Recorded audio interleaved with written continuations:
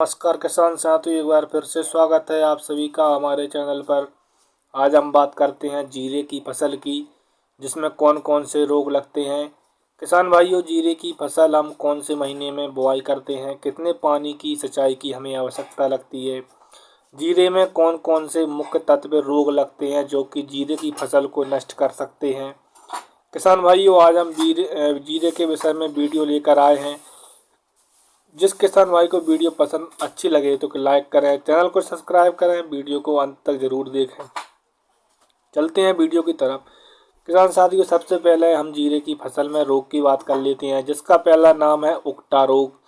किसान भाइयों, उकटा रोग जीरे की फसल में बहुत अधिक तरीके से लगता है और इसके लिए आपको जो है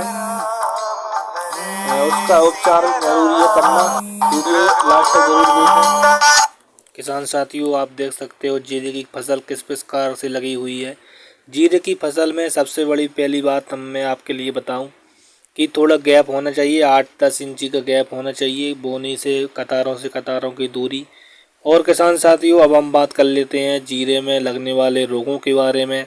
सबसे पहले रोगों की बात करते हैं। उकटा रोग सबसे पहले नंबर पर आता है।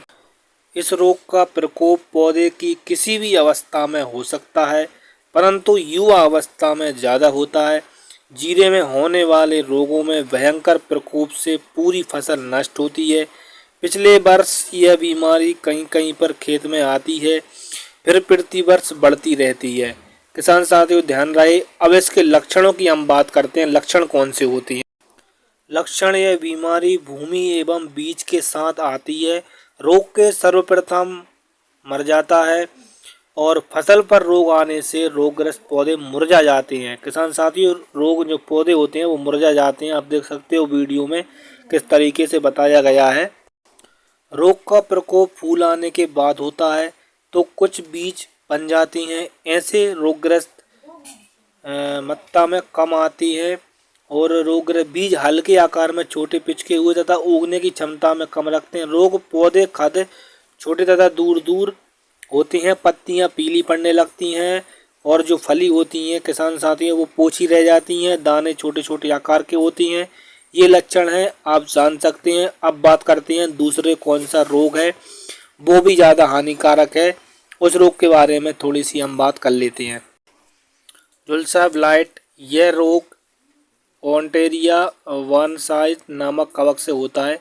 फसल में फूल आने पर शुरू होने के बाद आकाश में बादल छाए रहें तो इस रोग का लगना निश्चित हो जाता है। फूल आने के बाद से लेकर के फसल पकने तक यह रोग भी हो सकता है।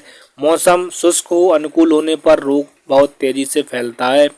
जैसा कि मौसम शुष्क है, कोहरा छाया हुआ है तो तेज तरीके से फैलता है। इसके लक्षण क्या है किसान साथियों? अब इसके हम लक्षणों की बात करते हैं, जो कि लक्षण भी आप इसमें देख सकते हो। ये सर्वप्रथम लक्षण पौधे भी पत्तियों पर भूरे रंग के धब्बों के रूप में दिखाई देते हैं। धीरे धीरे काले पत्तियों से वृत हो जाते हैं, रंग में बदल जाते हैं। पत्तियों से तने एवं बीज में इसका प्रकोप बढ़ता है। पौधे ने सिर झुके हुए नजर आते हैं। किसान साथियों, संक्रमण के बाद यदि आर्द्रता लगातार बनी रहे या नमी आप बनी रहे, वर्षा हो जाए तो रोग उग्र हो जाता है। यदि रोग इतनी तेजी से फैलता है कि रोग के लक्षण दिखाई देते ही यदि नियंत्रण न कार्य करा जाए तो फसल को नुकसान से बचाना मुश्किल हो जाता है। किसान भाइयों, अब हम इसके जानते हैं रोकथाम के बारे में। ग्रसित खेत में जीरा न बोएं। बुआई 15 नवंबर के आसपास करें। रोग रहित फसल से प्राप्त स्वच्छ बीज को ही बोएं। बीजों को कार्बोडाजिम 50 WP से 2 ग्राम प्रति किलो बीज से उपचारित कर बुआई करें।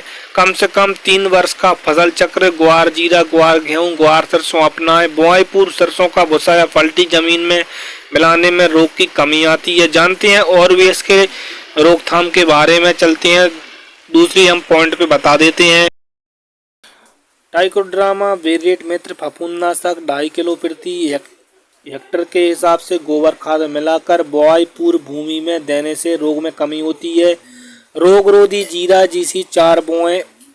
एक मतलब बीज प्रमाणित कंपनी का नाम है। रोगरोधी जीरा 4 बोएं, अवश्य लगाएं। इसमें रोग प्रतिरोधक क्षमता होती है और जैसा वीडियो में बताया सभी को अपनाएं।